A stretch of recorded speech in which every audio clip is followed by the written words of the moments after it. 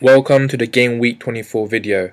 Now, this week kicks off with Arsenal and Southampton, and in terms of the Premier League, Arsenal come back from a disappointing defeat against Chelsea. Mertesacker getting sent off very early on in the game. Doesn't matter if it's a dive, he gave Costa opportunity. It looks like they might have been contact, but it's not like very clear. But at the end of the day, there is no complaints any Arsenal fan can have because Mertesacker should not have tackled in the way he did. But Arsenal still had chances in the game, but it didn't surprise me Chelsea winning because I do think they're pretty much been a bogey side for Arsenal for the last few years, and definitely lost points because if you look at it, Man City did drop points, and I guess a good thing for Arsenal is De Bruyne is injured for Man City, and maybe Man City, just when you think they don't look like they will lose, they look like they'll either draw or win games. Now all of a sudden you might question, will they have the same number of goals? Of course they have Aguero, but Arsenal, on the other hand, have Sanchez coming back, got a goal, and he's definitely somebody you have to look at. Team, I think his value's gone up. It's about 10.8 million.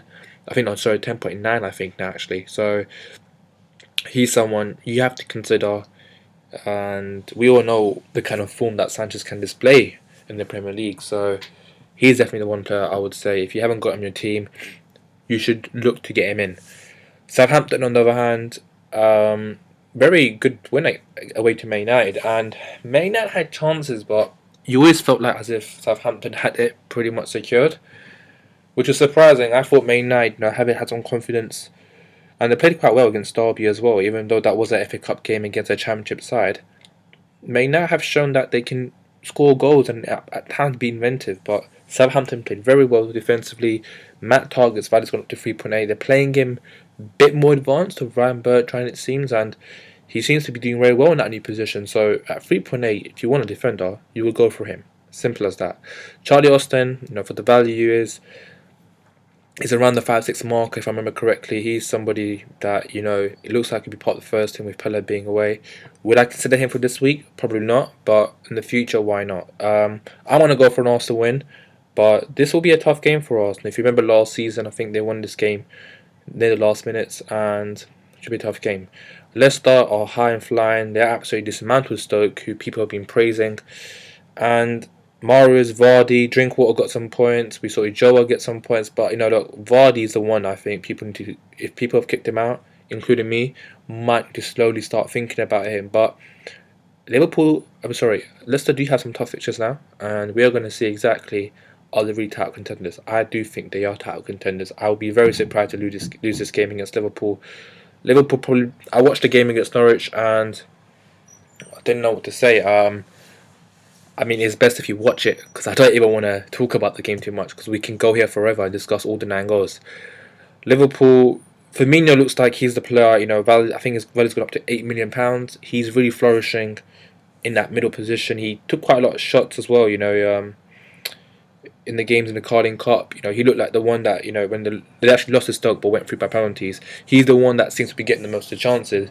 But I also think Liverpool got a bit tough fixtures, so you might need to be awareful of that. Right, and another thing is Liverpool will be missing a game in the Premier League. I don't know what game week is exactly, but Liverpool, Everton, Man City, and there is one more team. I think it's Everton. It's Everton, yeah. Those 4 teams. I think I mentioned Everton already, didn't I? There are 4 teams that basically don't have a fixture. Which means that their extra fixture will become so-called a double week. Later on in the season. So maybe now is a good time to not have so many Liverpool, Man City, Everton players, and you don't want to end up having loads of players that cannot play for a single game week, and then afterwards kind of stockpile them for when they have 2 fixtures in a single game week. So I hope I'm clear with that. Something I've discussed with my intro videos. In terms of players from Liverpool, look, I've mentioned Firmino and Lallana looks like somebody's very on and off. I think I mentioned in the previous game week. It didn't surprise me that he was on the bench after all. But he's someone you've got to look at. And Henderson looks like he's coming back, getting involved. Milner got some points as well. But I think that was a bit of a weird game. I think, honestly, if I had to put money on a player, especially with Firmino being a midfielder in the game, he's a player I'll go for. I don't see Leicester losing this game. And it's going to be a very good game, I think, this too. So I look forward to watching it.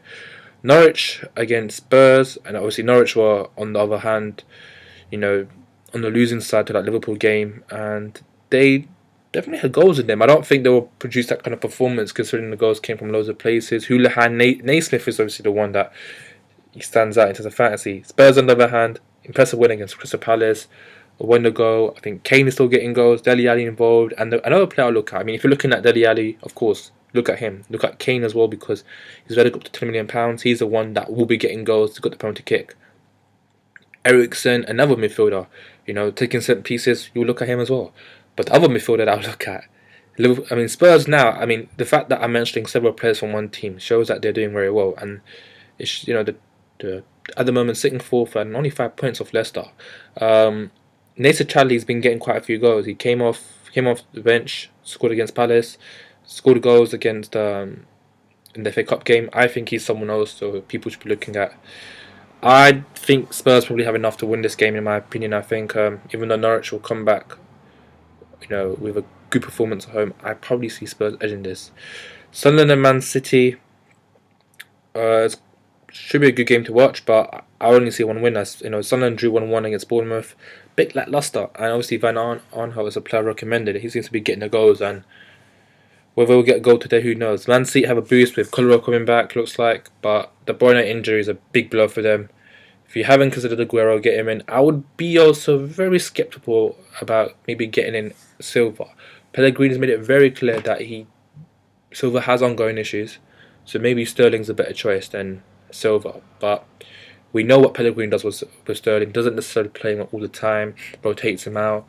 He's got options on the wing sometimes. So, that's also a tricky transfer. But Aguero is the must for me. And I only see Man City winning this game. West Ham and Villa come back from a good draw away to West Brom, but they really got to get the win here, and it's a really big game again for them this week. Sissoko's the one defender, if Villa do keep clean sheets, seems to be very favoured in the BPS system. West Ham, on the other hand, good draw against Man City, probably should have won the game. Payet, Valencia, these are two players you've got to look at along with Antonio. And that's what I want to say. I think West Ham probably have enough. But Villa, it's this time of the season where anything can happen. Palace, disappointing defeat, but, Zaha got the own goal for Tongan, and they won 1-0 in the FA Cup against Stoke. I think Zaha is a player now. He looks like he's valued at 5.3. He looks like the one that is going to be heavily involved in what Palace do this season. So, from this current moment. So, he's the one I'll look at. Quite cheap. If you're looking at midfield at that range, go for him. Bournemouth have a few problems, but it looks like Stanislas is back, and Joshua King is back, and obviously, Iturbe looks like he's the first team player. Look, I think Afobe is a good player to get if you're considering a player in the strike in that region. Obviously, you've got other players like Austin, but Afobe probably gets that tick mark instead. And then you have these other players that, depending on how you have planned your team, they come at quite low cost. So Stanislas, look at his value. It's a decent value, 4.2. Got 3 BPS, 3 bonus last week, so he was on my team, so he was obviously got some good points. And you have a few other players around him, but there's still a doubt that remains, in terms of, are these players necessarily going to be attractive to most people that play fantasy? And that's the biggest issue. But where I see this game, I probably see Palace have to get some points now in the Premier League, and I think they'll get it today, but it'll be a tough game. Man United and Stoke.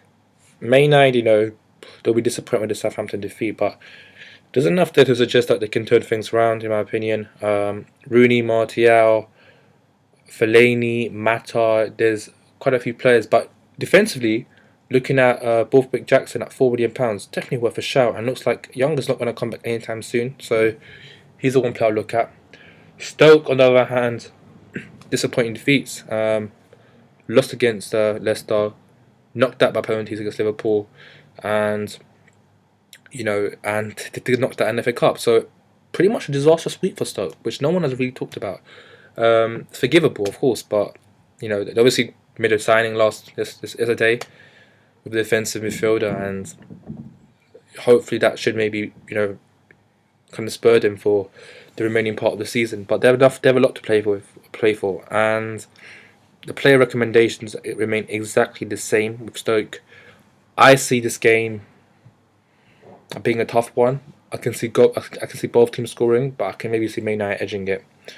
Man United and Swansea, sorry, West Brom and Swansea. Obviously, West Brom come from back a disappointing draw also in the FA Cup, and defensively, I mean, I have someone like Olsen in my team is valid at 4.3, and I have a debate whether if I should keep him on him or not.